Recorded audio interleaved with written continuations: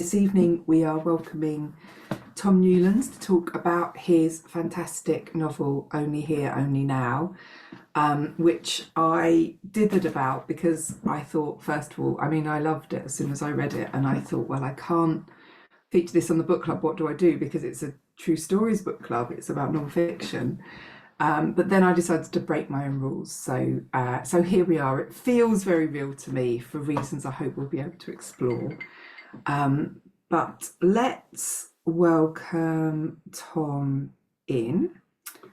I need to now remember how to do that. Here we go. Here we go. I'm gradually learning the ropes on this thing. It takes a little while. Move to webinar. There we go. Let's hope that that was effective. I think the chat. Hi, Tom. Welcome, welcome, welcome, welcome. Hello. It's lovely to see you. Folks, I think the chat should be working this time, so please say hello if you're here. I know loads of you will be watching later and won't be able to use the chat, so sorry about that. But it's always nice to see signs of life, even when people are feeling shy. And obviously, if we don't get any messages, we'll know it's not working again.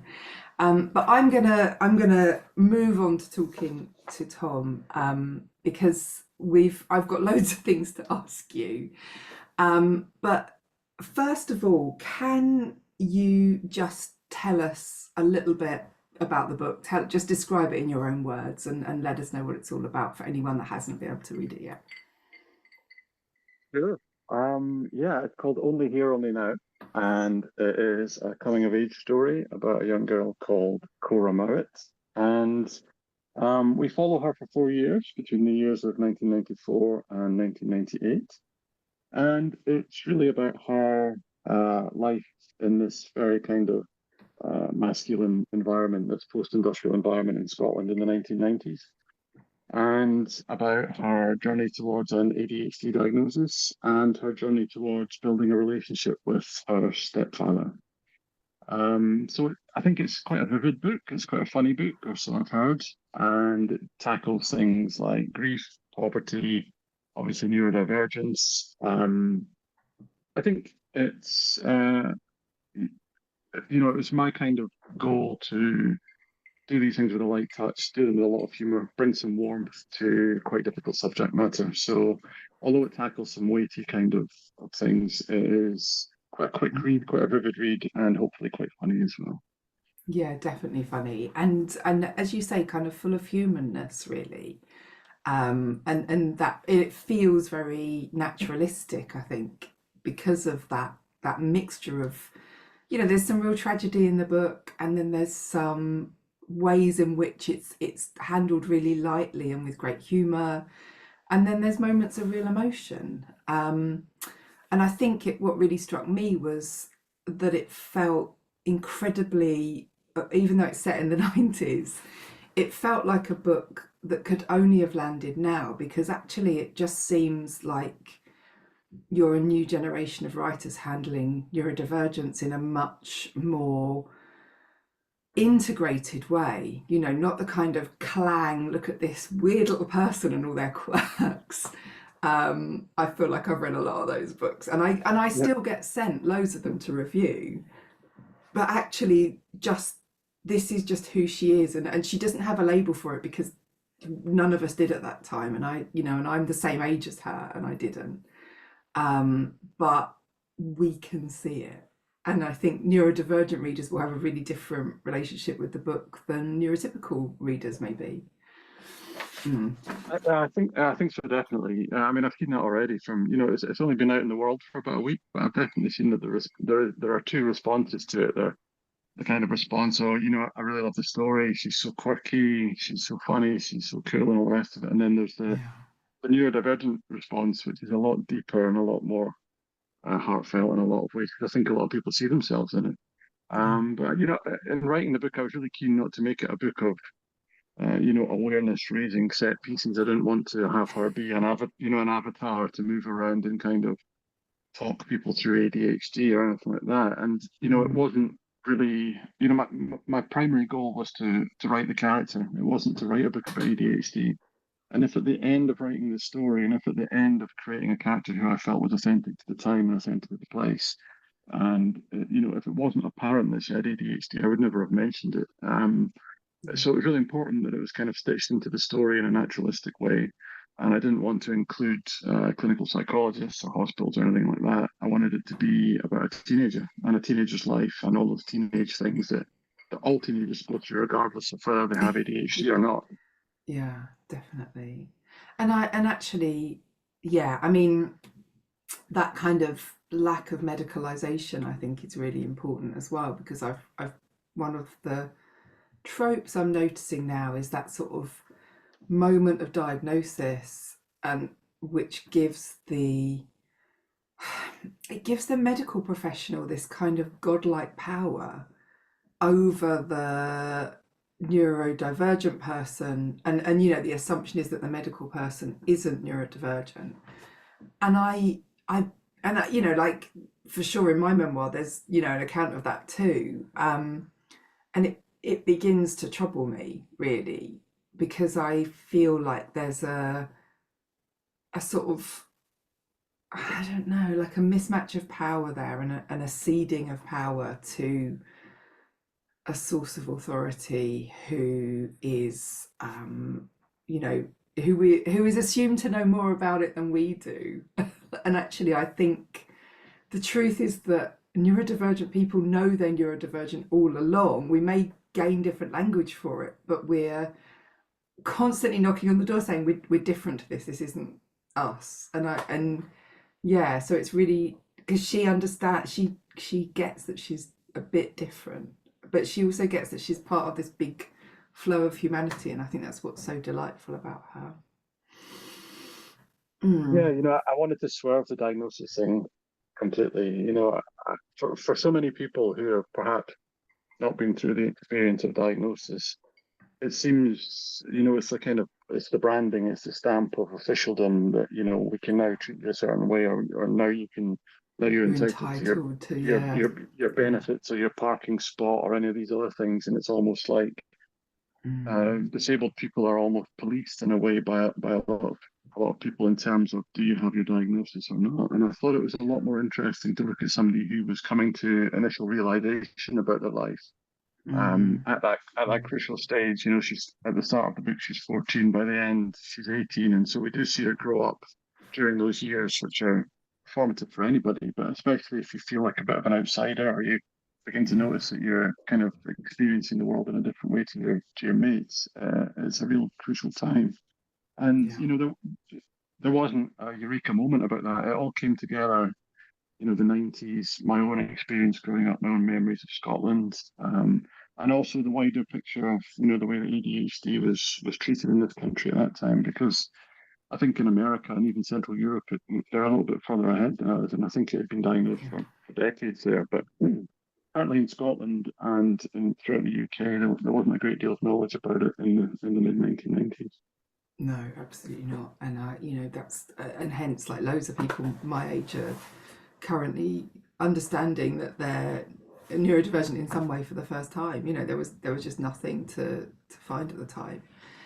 Tell me a bit about that, because you talked about drawing on your background, but if you can, like, how much is this based on where you grew up and the life that you lived? Like, to what extent have you drawn on your own stuff there? Well, this is a really pertinent question because I'm just back from being up in Scotland, and it was one of the I was promoting the book in my hometown and stuff like that, and it was one of the things that I really wrestled with. How much of my past do I reveal in the book? How much do I draw on my own experiences? And so it really is. The places, the settings in the book are settings I've known. Obviously, it's set in two fictional towns, which was a deliberate decision.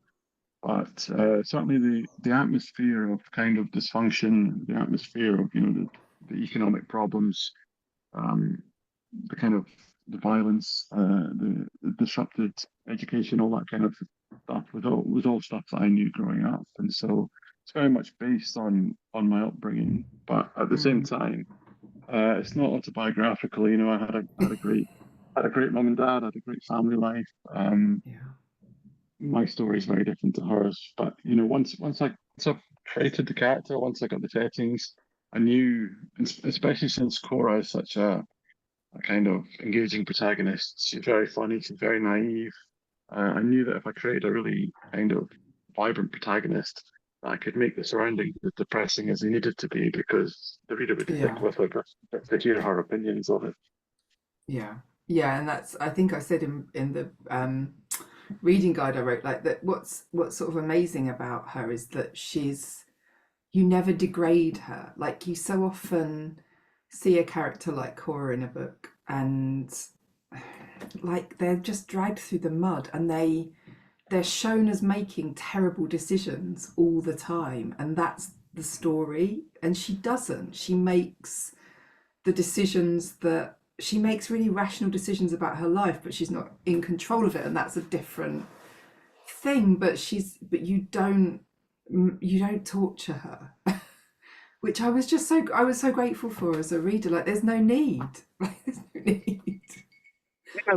Yeah, I wanted to show that push and pull. Obviously, she's an impulsive. That impulsivity is there, and at certain moments in the book, you get the feeling that she's perhaps acting without thinking. But she's a very young, intelligent girl. She's a very perceptive, observant individual, and you can't if you're somebody who listens and who's observant, you can't help but make sensible decisions. I mean, that's where it comes from. And so that's another thing that we get to see as the book progresses in terms of her own maturity and her own growing up, is she reflects. And that's really what the title is about, Only Here, Only Now. And we all have those moments in our life where you think, I couldn't see this before. But now that I've got to this stage, I can look back and, here and now, I know what was happening. And that's especially powerful, I think, for neurodivergent people, because especially if you're diagnosed quite late in life, you get to look back over your decisions, you get to look back over the people you knew and how they treated you and how you treated other people. And it begins to make a lot of sense. And we see that the 4 years in the book are really the start of Cora's journey towards understanding herself in that way. Yeah, absolutely. And I think that feels kind of, the time scale feels really pertinent at the moment, because we're just on the cusp of a general election, and I keep thinking back to the last change of government. I was 19, I think, when in the 1990, no, I must have been, yeah, I was 19 for the 1997 election. And that at the time, like, I really believed at the time that was ushering in this new era, and everything was going to get like better. And for a while it maybe even felt like that, but perhaps that's because I was young. And and now I kind of, it's sort of irresistible to look back at the late 90s, the 2000s, and realize how sort of dystopian they were in terms of gender relationships, how we addressed disability, how power, where power resided, and how we thought about what we were in the world. And it just seems so relevant to be looking back at that time now. For me, I keep casting back to it, and I assume it's because of that cycle that's just completing itself again. And like, where are we now? Like, what will this new big change in the UK mean? But I don't know if it's, I Yeah. guess it might not be the same for Scotland. No, I mean it absolutely was. I was 17 when I was born in 1980, so I was 17 when Tony Blair arrived, and you're absolutely right. It seemed like a revolution. It seemed like the most, yeah, it seemed like the most forward-thinking, liberal time, and it was like an ushering in of a new generation of hope, and it felt like that for a few years, to be fair. And it's only when you Mm, look back now and you realize, it was a hugely dysfunctional time in terms of the media we consumed, in terms of the way we related to one another, in terms of, you know, it's interesting when I go back to my hometown because so many of the streets, I couldn't walk the streets in the late 90s, and in many of the yeah. areas where I came from, it was just too dangerous. And um, now I go back and it's complete silence. And it's really interesting to reflect on what people of Cora's age are like today compared to somebody like her growing up in 1994. Yeah. And I think the way that teenagers relate to one another is such an interesting thing. Now they're so empathetic, they're so open with their feelings. They're in many cases far more level-headed about things than some of the adults who did grow up in the 90s and who are now around our age. But Yeah. back then, and it's explored in Cora's handling of grief.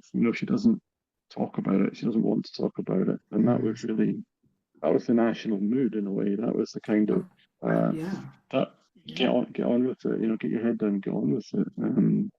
Yeah. Which is That's really true. hugely traumatic, I think. Yeah. And I think, I mean, I just recognize myself so much in her, and like partly being, a working class kid growing up with a single mother and the sort of where that placed me in the world. But like one of the things I really recognized was the drinking. Teenagers Yeah. or teenagers from my background really drank in those days, and I did. And it was no problem to get into pubs. It was no problem to get into nightclubs. Like, it was no problem to buy booze. There was no, people knew how old we were, but Yeah. like that was what you did. And my son is now 12. One of his best friends is a 14-year-old girl, and she's playing at home, is so utterly Yeah. different. And it makes my jaw drop. Like, now to think about myself in that world, like, it makes my jaw drop, actually. It's really Yeah, changed. and back then it was just an accepted rite of passage. To Yeah. go out and try and get served alcohol. Now I drink it in the street or try and get into a pub or whatever it was you did. Yeah. Um, and I think that was such a obviously Scotland has that reputation anyway, but certainly in my area growing up, the industry had vanished in many places with the mines. The miners' strike in the mid 80s, and when I Mm. was growing up at the start of the 90s, so many of the little satellite towns, mining villages, were built solely so that the miners could live close to the mine. When the Mm. mine shut down, there was absolutely nothing in these Nothing. places.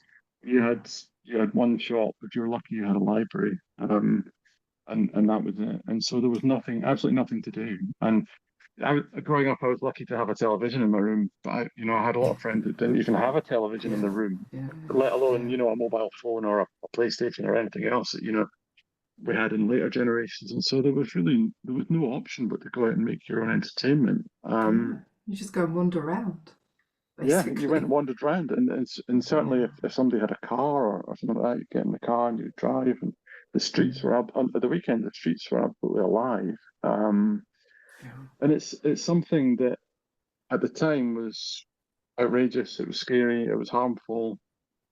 But there's a certain romanticism looking back. And certainly when I wrote the book, I was in lockdown and I was thinking a lot about my home. I was thinking a lot about my upbringing and thinking back to those days. It was an absolutely unique time. Drink, drugs, and rave music had kind of swept my town, and Yeah. I poured all that into the book. Yeah, definitely. It really shows. And so did you do research on that era, like, or did you feel really close to it in your memory? Like, what did you have to do to bring it to life so much? Yeah, well, a little bit of both. I used Google Maps Mm. a lot, and because, like I say, What did I did. writers do before Google Maps? Yeah, I did. I did write the book in lockdown, so there was nothing else to do. I couldn't leave. I couldn't visit these places. Mm. Um, I used Google Maps. I also purchased a Little Woods catalog from 1995 from eBay. If you go on eBay now, there's a little drop-down menu, and you can get a PDF of like any year's Little Wood catalog. Um, That's so I amazing. used that for a lot of the clothes. I used that for a lot of the details in terms of a female perspective, and I used that for a Mm. lot of the kind of interiors and stuff like that. So there was actually more research than I thought there might be. Um, Yeah. it's something that people associate with, books about the Jacobite period or the Second World War and stuff. But despite the fact that I'd actually lived through the 90s, I still needed to check up on a few things. Well, it's the precision, and I now find that. like the sort of late 80s and 90s have kind of eluded together for me, and then the kind of late 90s and 2000, like I'm not sure what happened when. And yeah, and I like genuinely struggle to imagine the world without the internet now. Like I really, I can't imagine, I can't picture it anymore. Like I can't think about what we did. I'm so, yeah, I mean I didn't get the internet till I was like 18, I think. And Oh, yeah. yeah, certainly. Like I remember, when I used to walk home, I'd go and visit my friends or whatever, and I'd walk home at night, and I was having the same experience in 1996 as somebody in 1066, so 1566. Yeah. It was you, the countryside, and the Mm. stars and the moon, and that was it. And you were alone. And it's interesting now that the kids will never experience that. There's never going to be a time where you're just out living on your wits again. And that's something again that you reflect on about the 90s, that we did take risks. There was a lot of risks. There was a dangerous That's time, what it and is, yeah. it was more uh, it was more raw, and it was more free, and there was more kind of. I came across some scraps of paper with some phone numbers written on them, and I just remember, and it was people's grandmothers and people's aunties' work and stuff like that. And that was, you used to have to ring around and try and work out where people were, and Yeah. sometimes you would just have to go and knock on their door and find them. And it was a lot more difficult, but it was a lot more satisfying when you did manage to pull together back then, and you found friends and you found allies in your small town. It was a very powerful feeling. It was very powerful. And I mean we in our little village, the the electricity was really dodgy, and so every like once a month the electricity would cut off for a day, and then we'd all have to go and queue at the phone box. Like the whole village would be queuing at the phone box on the main road, like fighting over it. And it just, I mean, it makes me sound so old, but that's what you did. And you'd queue at the phone box to like ring some random person whose phone number you got on the bus, because it felt like a Yeah, yeah, possibility that you might make a link with this person and it might turn out to be exciting. And I yeah. That's it. yeah, I And the mean, thing is, yeah, phone boxes are right through the book as well, and it wasn't a conscious decision. But yeah, obviously, reading through at the end, you see they become such a symbolic thing for Cora. And certainly, growing up, it was something that I'd never even thought about. But looking back, we spent so much time in phone boxes, and they held so much hope, as you say. Like so there, much, there was yeah. there was no feeling back then like having a phone number and trying to ring it and trying to get in touch with somebody. Or even I can remember walking past people's houses and glimpsing up and seeing like certain posters in bedroom windows and wondering about who lived there. And there was something about Yeah, even walking past somebody in a town centre, and noticing that you dress similarly and it was wondering like who they a were, signal, yeah. and, And and, and trying to pluck up the yeah, courage to make that connection. And it was difficult and it was hard, but it was, if you did make that step, it became a very profound thing to have found somebody that way. definitely. It was like you were flying a flag all the time, just trying to say like this is what I'm That's it, like. yeah. And are you like that too? Like now I suppose you're Yeah. dating us and stuff. But also I remember, and it's really, God, this is, I just sound incredibly old the more I talk, but I remember hearing, like reading about records in the NME and not being able to hear them, but buying them, like ordering them from one of those lists in the back of the paper, because I thought I'd probably like them based on the review. Like that's just bewildering now, Yeah, isn't yeah. it? Like in the Well, world of we Spotify.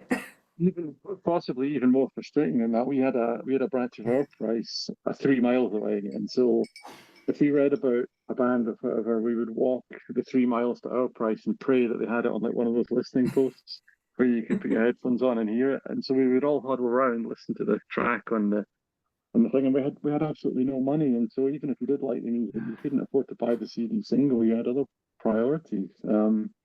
Yeah. And I don't want to romanticize it too much because it was a hellish time as well. I But don't I think we're there's making it sound terrible. that must sound terrible to people that didn't live through those things. But yeah, and I don't, I wouldn't consider myself a particularly nostalgic person, but I think it was just everybody felt a bit dislocated during lockdown, and I think a lot of Mm. people. for the first time are coming out of their jobs and sitting in their house for a while, and all of a sudden you begin to think about things that maybe you haven't turned to in many months or years. And Yeah.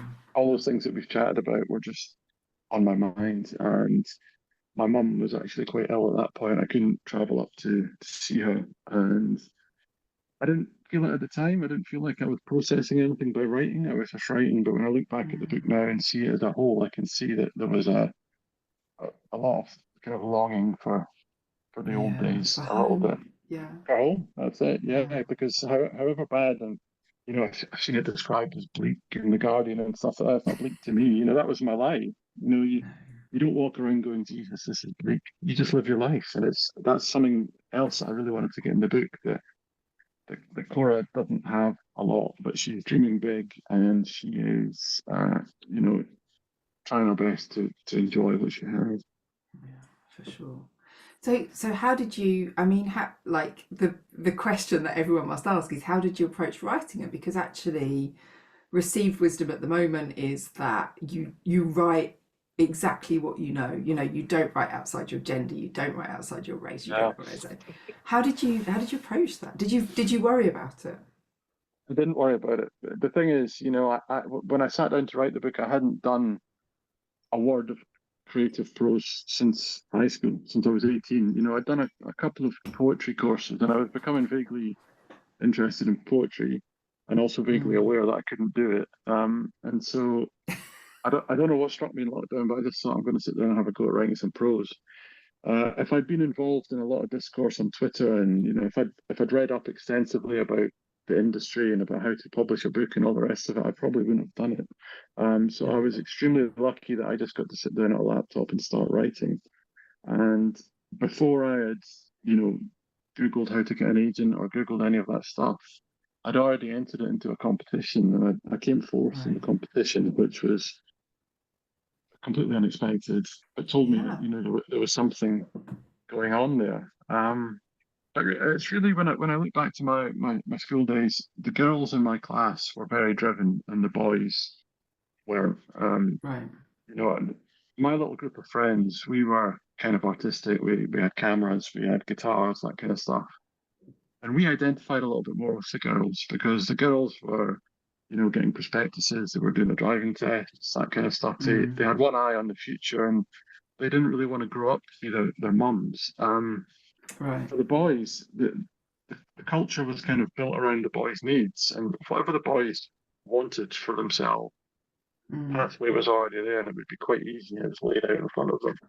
And so when I thought back to those days, and I thought about the kind of character I wanted to write, a determined character who was not necessarily aware of what she wanted, but just wanted to get somewhere else and yeah. get out Just of her wanted to small leave, town. wanted to get out. Yeah, Yeah, it yeah, made complete sense for me to be a girl. It was completely natural, and I just sat down and I just tried it, and it kind of worked. mm, But I think reflecting on it, working class storytelling has so often been about young boys. yeah, Books and film, Kes, right up to Belfast, Kenneth Branagh, and what we get is bystander women over and over again, either in pubs or in prison waiting rooms or making packed lunches, or yeah, young girls like Cora who quite often grow up to be like the glue that holds a dysfunctional family together, or the glue that holds, a neighborhood together, whatever, our community. And as I wrote, I thought, well, I'm going to create a character who's the opposite of glue. I want somebody who is not interested in staying where they are and being an assistant to a man or even a son or anything else, um, but who wants something better than what they've been given. mm, And so that was really the reasoning. But it took a lot of once I finished the first draft and I got to speaking to people, agents and things like that, it did then struck me that I'd done something quite, I don't know the word for it, unusual, yeah. I unusual mean, to do, almost whatever it is. transgressive, but not, Transgressive, not in yeah, a bad way. Yeah, sure, but yeah, there's almost everybody involved in the publishing of the book is female. My agent is female, my editor's yeah, female. Hundreds of women read the book before it even got to the stage of proof stage, and many of them were neurodivergent poets, neurodivergent writers, editors, and there wasn't really a single dissenting voice. If I had been, Mm. I wouldn't have gone any further. Yeah. And so I think it's really a question for publishers. I think we can write whatever we want. I don't think anybody would want to limit what you can write in the privacy of your office or your bedroom or whatever. Yeah. It's really a decision for the publisher to make, and certainly I've been given a lot of confidence by my publisher, my editor, in terms of doing that. And I'm Mm-hmm. pretty now that it's out there and people are reading it, I'm pretty confident in it. Yeah, definitely. You should be. I mean, it's about approach, isn't it? I think, and about what is motivating you to write in the voice of that person, and I think quite often.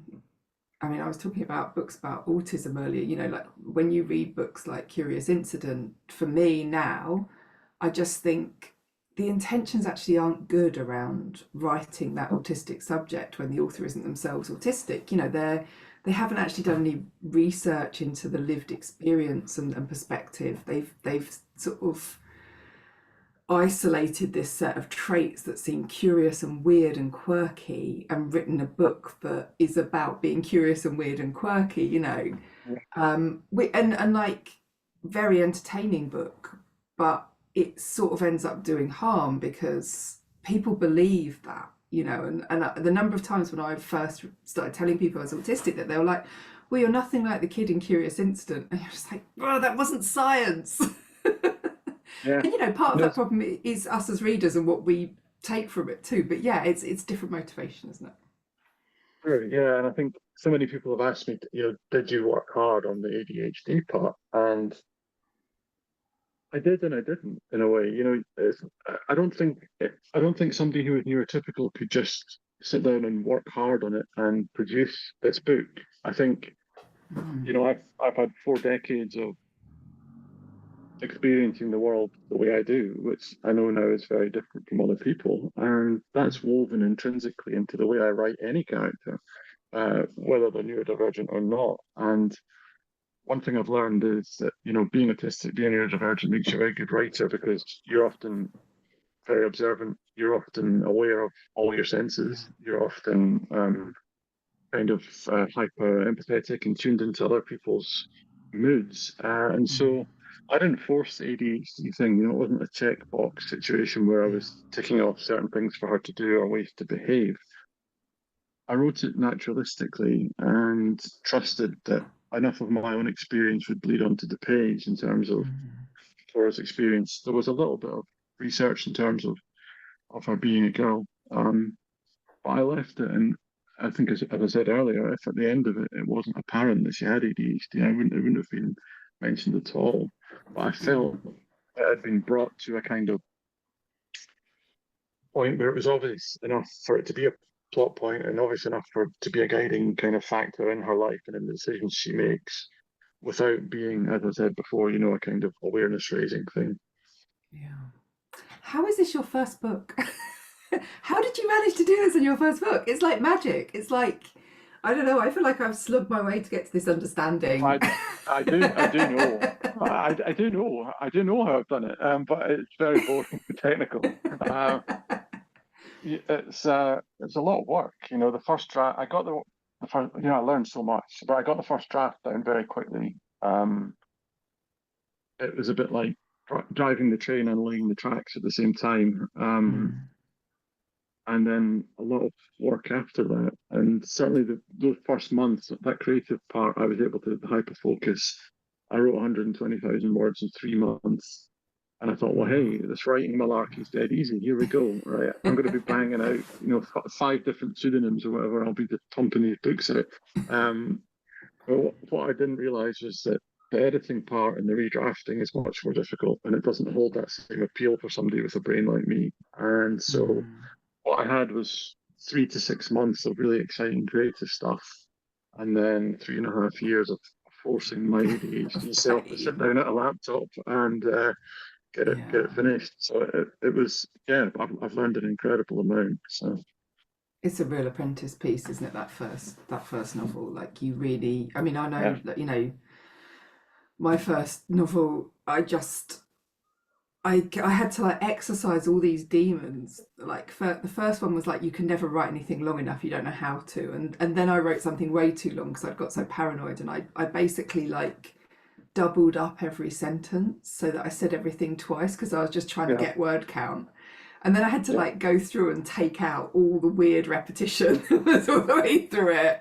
And then it Yeah. was like, oh, now I've got to think about the story and how the characters, and like you just, but there's no shortcutting that. Like you There is no shortcut. have to Yeah. do the slog. Yeah. And I was exactly the same. I was obsessed with word count. I was obsessed with all sorts of things. And Yeah. my editor, Francesca, is absolutely fantastic. And she just says it'll be as long as it needs to be. And you don't have to think in a numerical way. Just write what needs to be there and whatever You're length it like, but is. I want to think in a Yeah. numerical way. It's Yeah. safe. And I'm thinking, how long is this book going to be, or how short is it? And I was just desperate to kind of put some sort of limitation on it. So I think that's just the way I think. But Yeah. uh, yeah, so learning, not only learning how to write on the page, but learning how the discipline of sitting down and learning even the kind of way to structure your book in terms of your file system on your computer, your folders, how to name files, how to keep track It's a of all huge your part of the ideas. learning.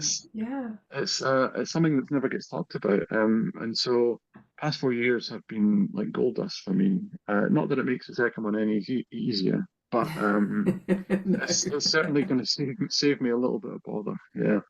You'll just make a different set of mistakes, trust me. Sorry to tell you Yeah, probably. that.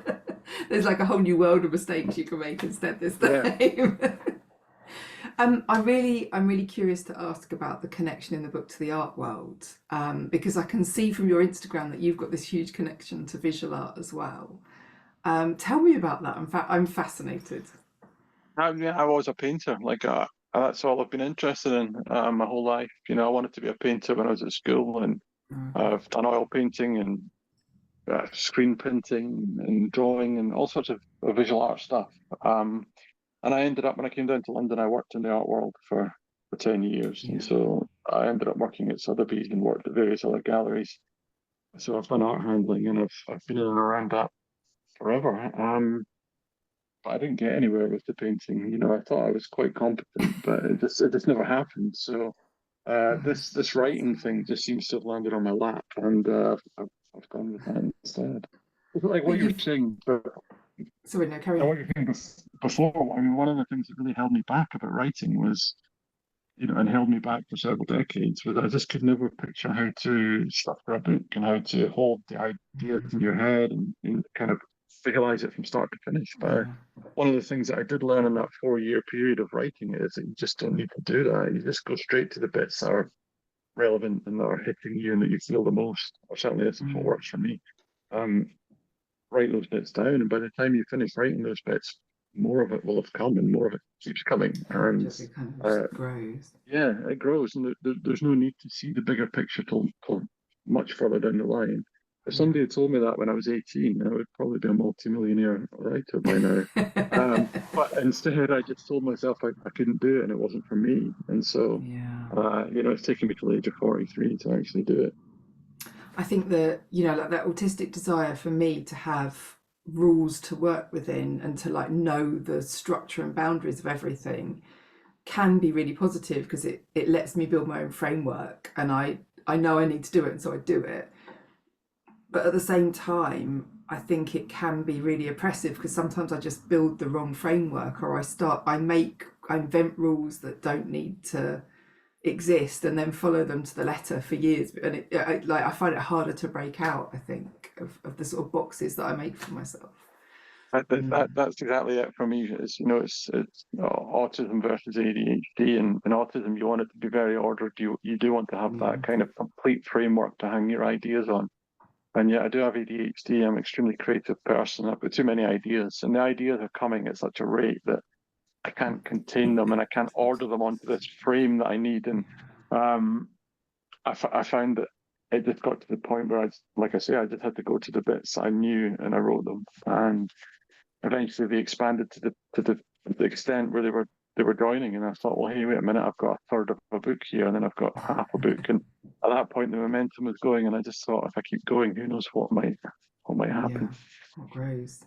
But I was asking about the art world stuff because actually like early in my career worked in the art world too, and I think I learned most of my important lessons about not directly about writing, but about creativity and how you produce something, how you create something, and how you find that balance of like discipline and desire, and I don't know, all of that stuff I learnt from working with artists, because I always felt like they had a much better vocabulary about it than I did from my more like academic background. They, like, art school looks like it's amazing, frankly, and but they're taught how to be practitioners, and I watched and learned really carefully as I worked with them, because I knew that there was nothing in my world that was going to teach me to practice and to do stuff like failing and experimenting, rather than writing linear stuff on a page. So it just struck me that you'd translated one language to another when you started writing. It Yeah. wasn't maybe such a leap as it seems on the outside. No, it definitely teaches you, it teaches you that discipline of turning up every day and turning up to the easel or whatever it is, and just continuing to work it. For me, a lot of it comes from, as a painter, that thing about failing and that thing about trying to rescue something and knowing when something's finished. It really Yeah. sharpens your sense of what you're looking for. And I think what I took into writing from art was the idea of perfecting it for my own sake. That was the one big thing that I took away from painting and visual art, was that you have to forget reality. You may be doing a still life or whatever it is, or you might just be doing an abstract thing, but you do have to have a very clear idea in your head of what it is that you want to achieve. Because if you don't, then you'll just be there forever, like turning it to mud. And so when it did come to writing, I think so many people have talked about the book being very vivid and fast-paced and compressed and quite easy to read. And I think for me, that was that discipline that I had from art, which was to get in and out very quickly, to have a very clear picture, to black out all our voices, all of our ideas, and just uh, work on the piece of dialogue, work on the paragraph, complete it and move on. Yeah. Because about halfway through the process, I did go on Twitter and I did start entering competitions looking for an agent, and all of a sudden, there's 10 opinions. We need That's to see hard. more of this character. We need to see less of this character. We need to see more of blah blah blah. And I tried to stay on my own kind of path, which was that discipline that I learned before.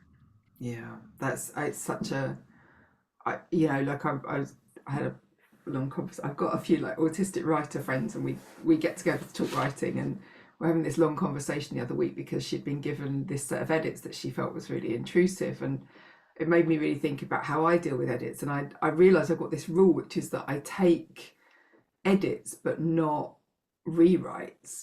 Like I'm really happy to listen to suggestions, but my agency in the process is so important. Like I cannot have someone else, I can't be second guessing someone else in my brain all the time. Like it always has to be my work. Like that's central to me.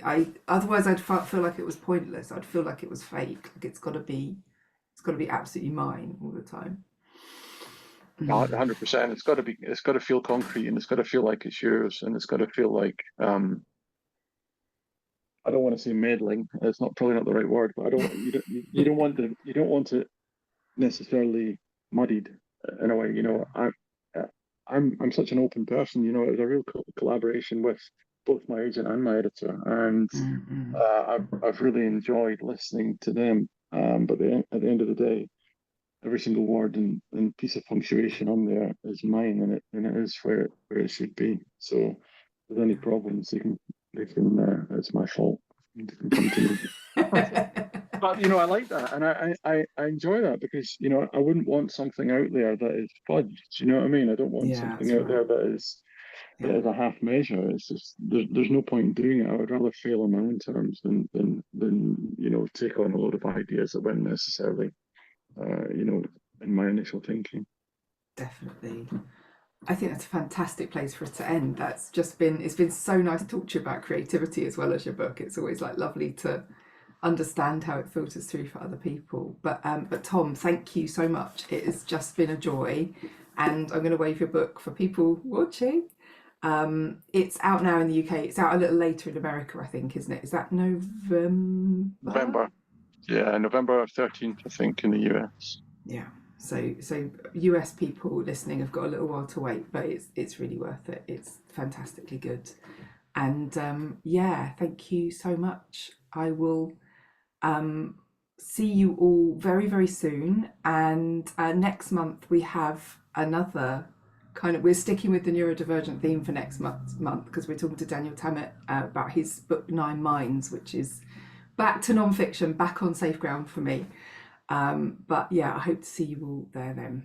All right, I'm going to see you later. I'm going to try and remember how to finish this this thing, which is not traditionally my strong point.